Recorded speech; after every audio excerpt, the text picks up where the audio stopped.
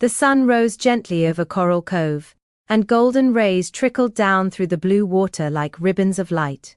The reef shimmered with color, pink coral, orange anemones, and yellow fish darting between them. The turtle builders were busy again. Luna was fitting smooth shells into a dolphin playground. Mama Tilda was weaving seaweed hammocks for the crabs, and Tiny Timmy was polishing pebbles for decoration. Grandpa Sheldon, as always, supervised with a calm smile. "Fine work, my builders," he said proudly. "Coral Cove has never looked so beautiful." Just then, a shadow passed over them. The sunlight dimmed. Tiny Timmy looked up. "Grandpa?" he asked. "Why did the light go away?" Sheldon squinted.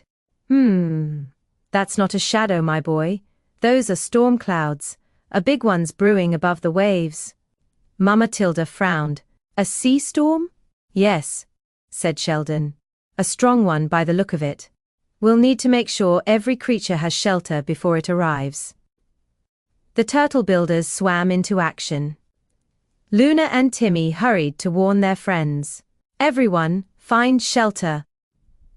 Luna called to the schools of fish. "Hide inside coral caves and under ledges."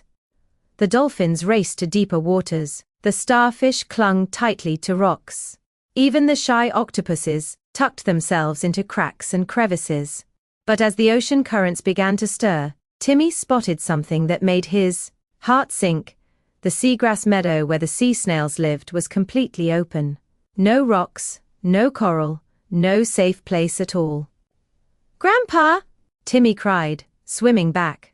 "The sea snails don't have anywhere to hide." Grandpa Sheldon rubbed his chin. "Then we'll build them one, right now." Mama Tilda nodded firmly. Turtle builders never leave anyone behind. The water was growing darker now. The waves above were swirling, and the sand at the bottom began to shift. The storm was coming fast. "Luna," said Mama Tilda, "we'll need strong coral walls to keep the waves out." "On it," said Luna. She swam to the coral garden and began gathering sturdy coral pieces, using seaweed ropes to tie them together. "Timmy," said Grandpa Sheldon, "find something to anchor the home to the seabed. If the current gets strong, we don't want it floating away." Timmy zipped around and found heavy shells and smooth stones. "These will hold it down," he said. Meanwhile, Mama Tilda and Grandpa Sheldon started shaping the coral into little dome-shaped houses, perfect for the snails to crawl inside. They worked quickly but carefully, their flippers moving in rhythm like builders in a song. Outside, the ocean roared louder and louder. Bubbles swirled like tiny whirlwinds. "Hurry!" called Luna. "The current's getting stronger." They worked together until, at last, a strong, cozy shelter stood in the middle of the meadow. Round coral domes with soft sand floors and tiny windows for the snails to peek out of. The sea snails slid inside just as the first big wave rolled over the reef. Whoosh! The storm had arrived. The water churned and swirled, shaking the coral and stirring up sand clouds that made it hard to see. Luna clung to a rock. Timmy held tightly to Mama's flipper. The sound of the waves thundered all around them. Then, crack! One of the coral beams holding up the snail shelter started to loosen. "Oh no!" shouted Luna. "It's breaking apart." Grandpa Sheldon swam forward, though the current pushed hard against him. "Hold steady, builders, we'll fix it." Luna grabbed one end of the beam while Timmy fetched more seaweed rope.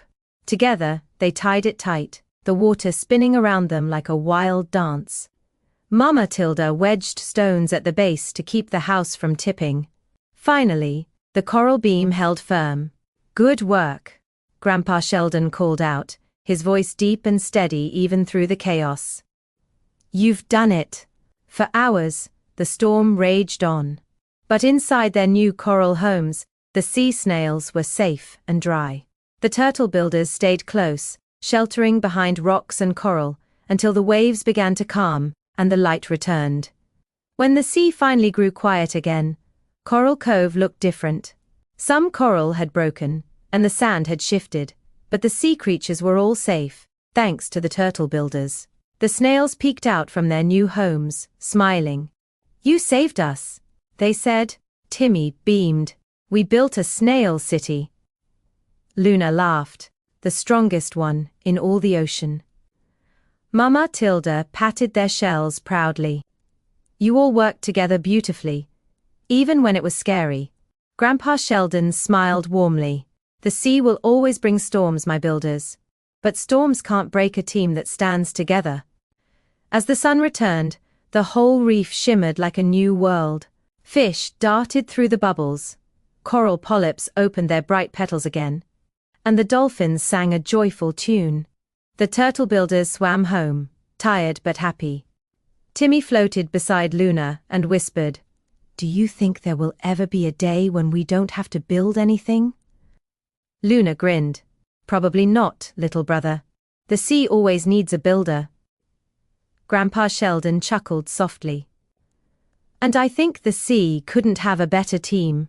As the family settled down for a well-earned rest, the last rays of sunlight flickered over their shells.